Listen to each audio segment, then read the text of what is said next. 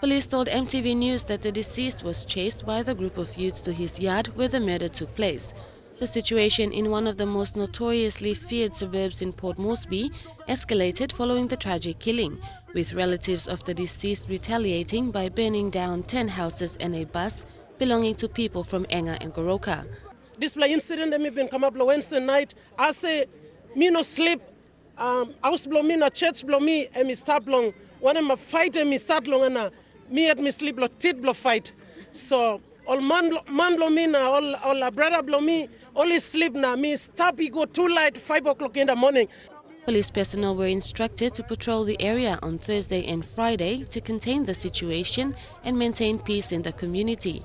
Metropolitan Superintendent Andy Bauer told MTV News that 4 suspects have been identified in relation to the death. One of the suspects from Goroka was handed over to the police by the Engan community yesterday morning and is currently being detained in the Boroko police cells. Bauer and several police officers entered Murata yesterday afternoon to meet with leaders from both factions who promised to surrender the other 3 suspects. However, only 1 suspect was handed over to the police after much persuasion from Bauer and team. A large crowd gathered at an open area to discuss the issue with police, which locals have admitted to have eventuated from alcohol consumption despite a liquor ban imposed in all settlements and residential areas. And so I want to appeal to people out here in Port Moresby, especially in the settlement areas where alcohol has been banned, that we must respect the law. Law is here for everybody. And if it's a ban, we must respect it. I appeal to every citizen.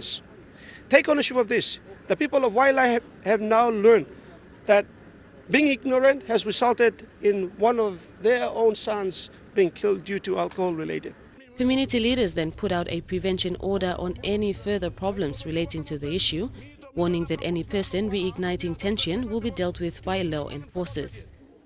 The Metropolitan Superintendent came to an agreement with community leaders to return next week and mediate on the issue, but at the same time instructed community leaders to be responsible and hand over the 2 remaining suspects before the mediation. With the apprehension of suspects, Bauer said the Pangia community has agreed to let police deal with the situation. They're not to cause any more problems. They're not to take law into their own hands, and that is exactly what I said to both sides.